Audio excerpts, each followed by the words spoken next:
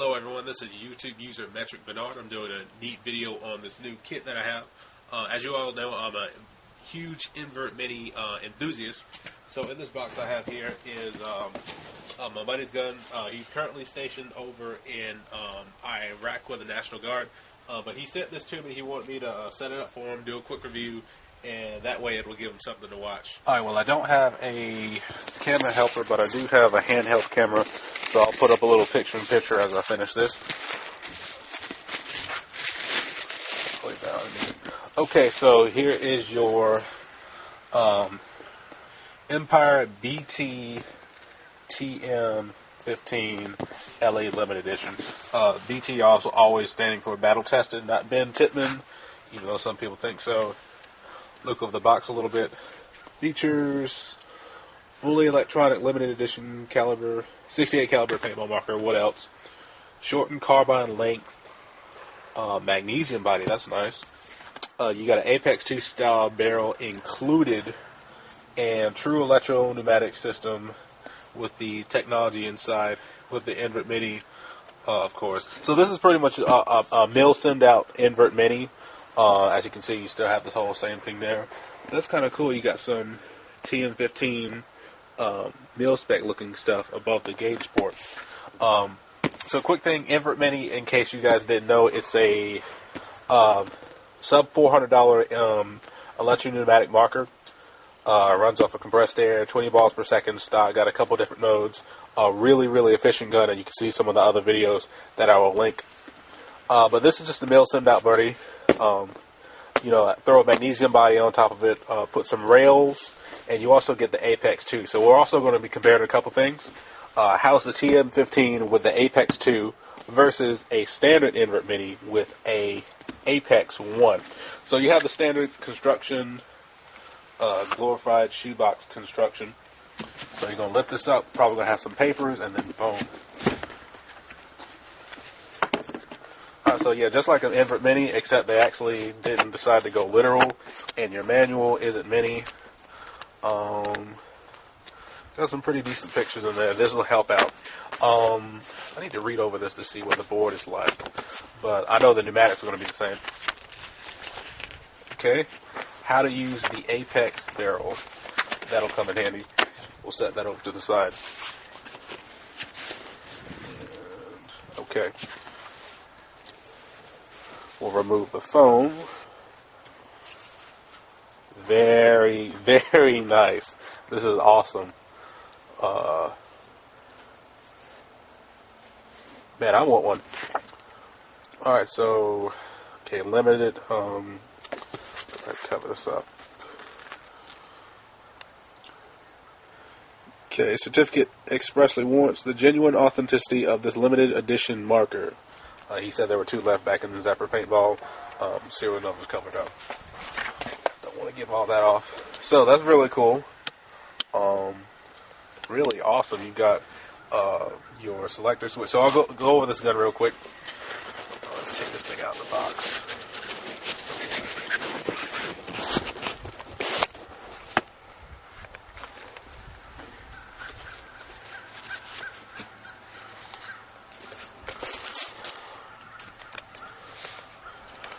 Alright, so you have your pretty much like kind of M4 carbine configuration.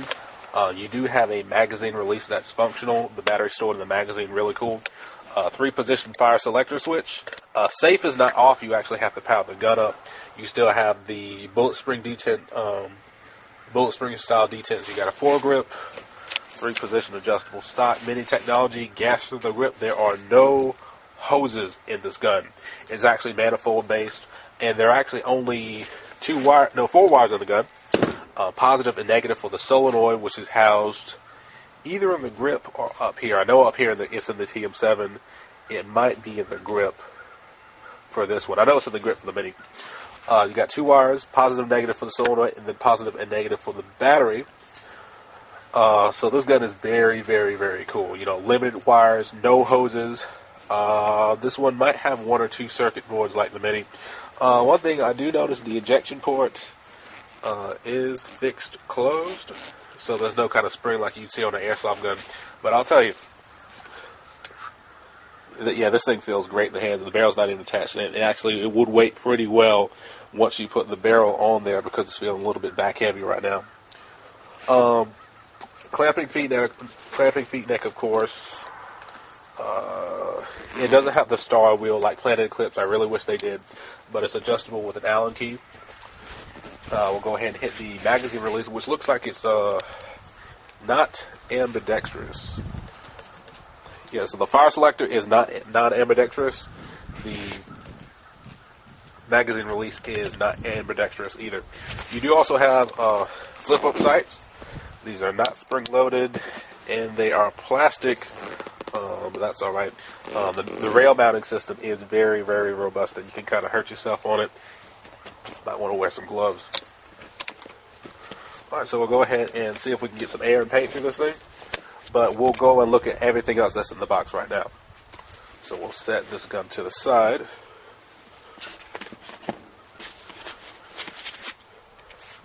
Alright, so look at the rest of the stuff that you get in your kit. And the Mini just does the same thing. This is the exact same stuff. Pretty much a Mini parts kit. Got some Dow 33 in there, extra D10s, extra springs. And they're even kind enough to give you a battery, so that's nice. But I'll keep this wrapped up. I've got an extra battery. BT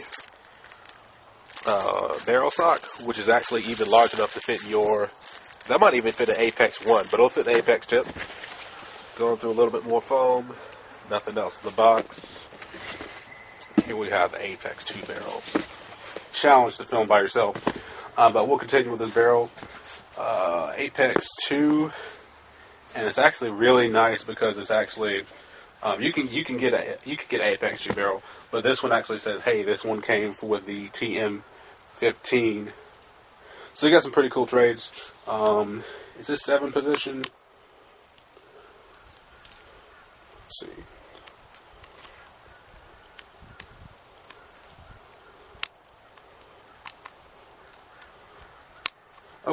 Okay, so this is a 7-position adjustable, just like the Apex 1. I'll tell you at this point, it is much easier to dial this one up and down compared to the Apex 1. It's actually got, like, you have to push it in and then forward, and it slides effortlessly. So this is a really good investment. The Apex 2 looks better, but we'll get to function in a minute, which is actually what the Apex is designed for. So we'll go ahead and get all this installed.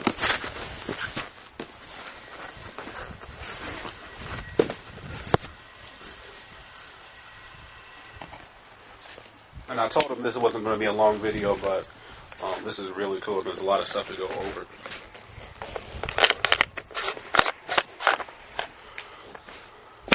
Alright, so we can take a look at the barrel real quick. Okay, so it looks like the assembly is 14 inches long, but you actually have 12 inches that is actually the barrel. This last little section right here is not barrel. It's only the assembly for the Apex, which is much, much better since you have 12 inches in this whole assembly. I have a lap coat big shot with my Apex. The barrel is actually only 8 inches long, and the cool thing with the Apex 2 is they actually cheated a little bit and got some of the barrel up into the assembly. Once you hit the porting here on mine, it actually stops. All of this is Apex functional. So this barrel is... The effective Apex part looks like it's still 2 inches, but this barrel is about 6 inches, about 4 inches longer, which will help the wood control bore. I'd say at least get 14 inches, at least get 10 inches in order to get that control bore right. But we'll go ahead and screw that in. One thing I did notice is that it does rub up a little bit against the magnesium body and does create what looks like scratches. But it all just rubs off just fine, so you can see a little bit of that there. It rubs right off. But anyway, it's a tactical marker. You're going to have a little bit of wear and tear. So that's a little... That's not even a fault because it's just sets up. One thing I have a problem with is the Apex, just like this, is adjustable. So how do you get your barrel on tight? Kind of got to tweak it down here. That's a little bit tricky. Alright, so we'll go ahead and get this guy set up like this. This is a little bit too loose for my taste, so we'll see if we can adjust that as well. But here is the entire gun. Hopefully the camera will center that. And I'll stretch it out a bit. So Austin, here's your gun. I've got it for you. I'm going to put some air through it. Hopefully all the settings are dialed in stock. It should be running right at 200 psi. Should be shooting about 285 or so. But I'll give it a go. So the trigger that feels like a spring trigger. But the trigger is just like a Hall effect sensor. It uses magnets. Once the trigger gets enough gap in there, the magnetic field is at that point gone, and the board knows to fire the gun. So I'll go ahead and get this set up for you a little bit and see what we can do. So here's what the kit looks like when you have your loader attached to it. For now, give me a sec.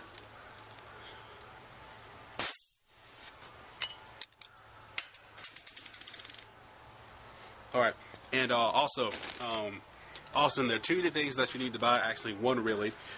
First and foremost, do buy a, it's what they call a Tech T spring kit.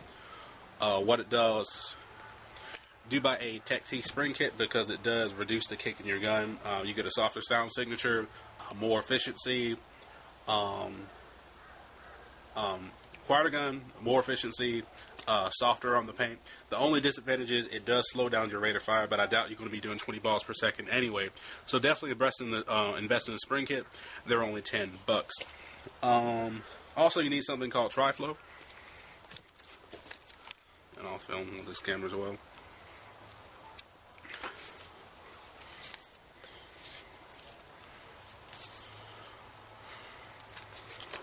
Also, you want to invest in something called Tri-Flow. This is like a silicone lubricant that you put on your tank threads. The Mini is an advanced gun, but wait a minute, what's this going on?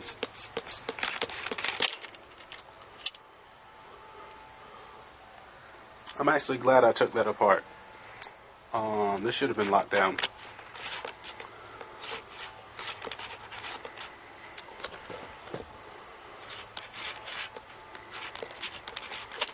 Alright.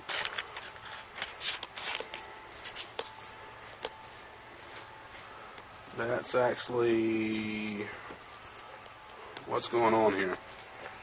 I'm going to pressurize this with a remote line just to be safe. What I've noticed is that this part was movable. On my Mini, it is definitely not movable. So that's kind of freaking me out a little bit right there.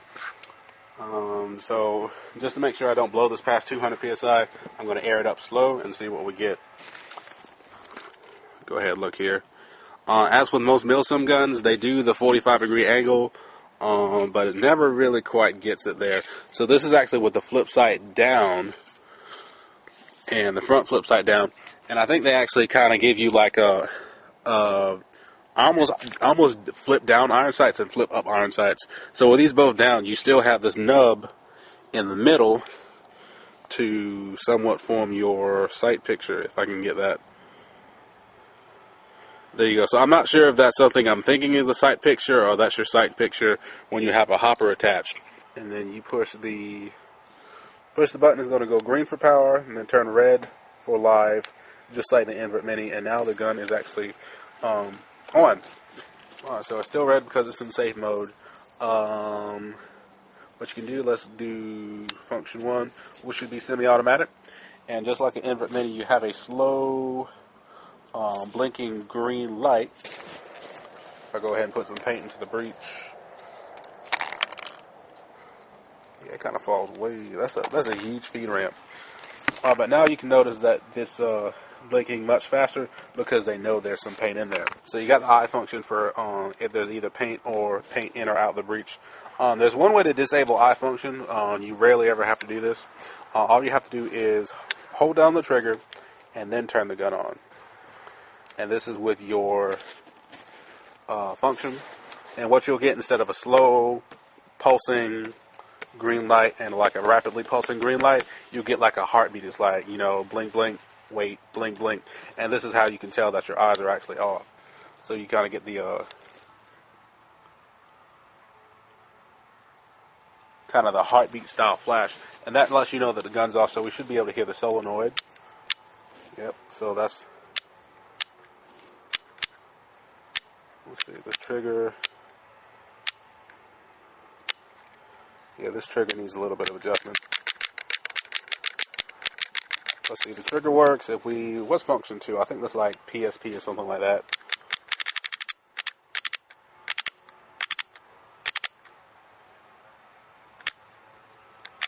Oh, that's not even fair at all, dude. You have PSP 3-shot. I guess they did up the board since they had the mini come out, and then.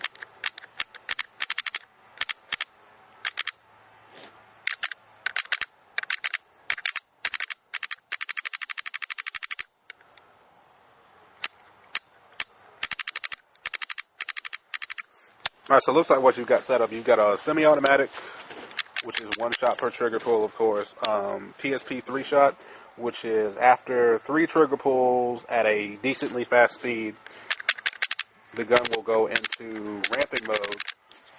So you'll go 1, 2, 3. As long as you keep pulling at a decent speed, it will ramp. But you also have the 3-shot element they added about a year and a half ago. Where it does that. But if you wait too long, it's got like a 3-second timeout. It'll actually start your count over again. And then you've got your NXL 1, 2, 3 pulls, and it goes to full auto. And it'll do full auto like that until you have the 1, 2, 3 second timeout. And you got to start over again. So I think that's enough with the modes. Enough of reviewing the gun. Let's go ahead and see how it shoots, and we'll get some sound signature tests in. Alright, so I got my tubes of paint loaded up on real cool Halloween paint. Happy Halloween. And this is really great because we can actually, that orange on green, you're really going to see where the balls are going to be able to go. Power up the gun. Green for power. Red for live. Alright, we're good. Alright, slow blinking light. Turn the rotor on. Paint in the chamber. Now we're ready to go. Flick it back to safe.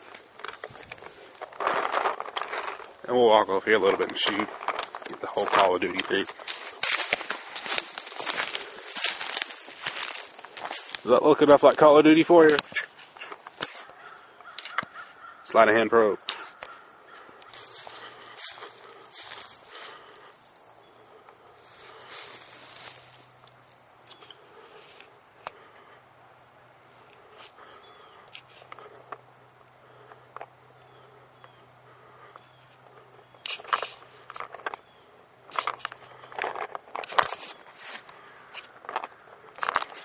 That's your Call of Duty right there.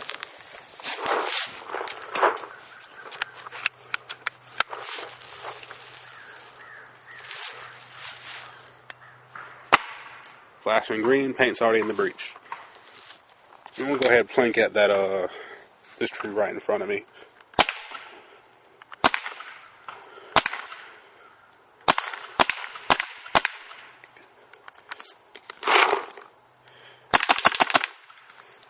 Okay, box coming off pretty well.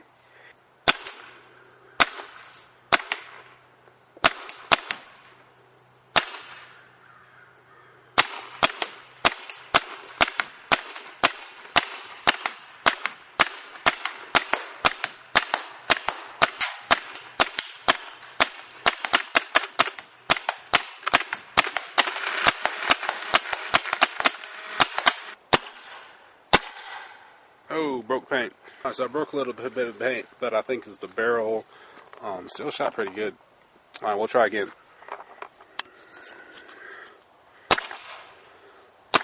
Alright, that's more like it.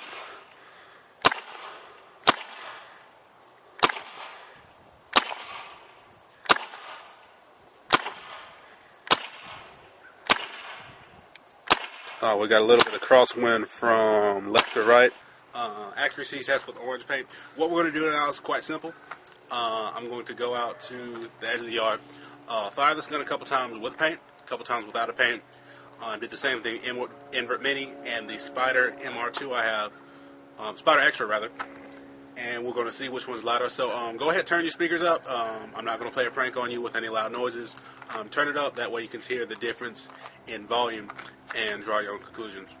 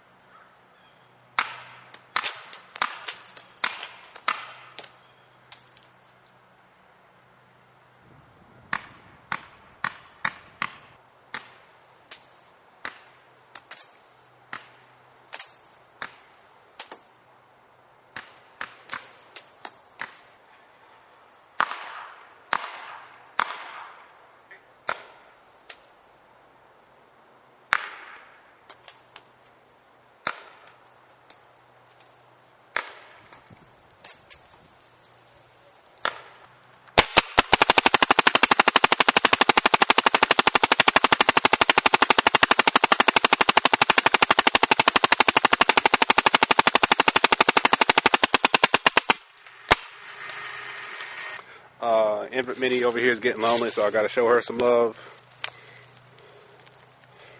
Alright.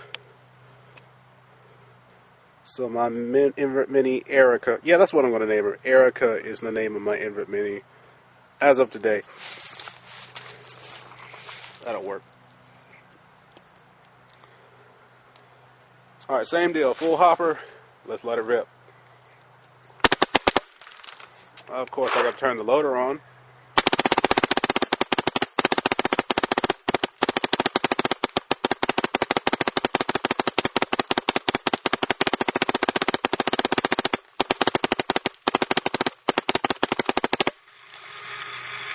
Alright, so I always want to compare these two markers. This is, of course, this might be my best friend's gun, and this being my gun, where I just want to compare and see who's better. So let's go ahead and start out this war of comments when it's essentially the same gun.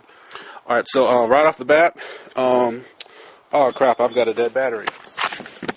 Boom, just like that, the battery's changed. These are notorious for this. I've got to find an Allen key for this guy. First of all, I have to find the right Allen key. Then I have to take it out. Then I have to take this little grip panel off and replace it. And then put a grip panel back on and put the screw back on. I could lose the screw. I could lose the Allen key after I take the screw out. So definitely a big advantage to the TM15. And as a matter of fact, you can also put a secondary battery in here. I guess it's kind of a realism thing. It's real cool. Let's see if I can do this without locking up the magazine.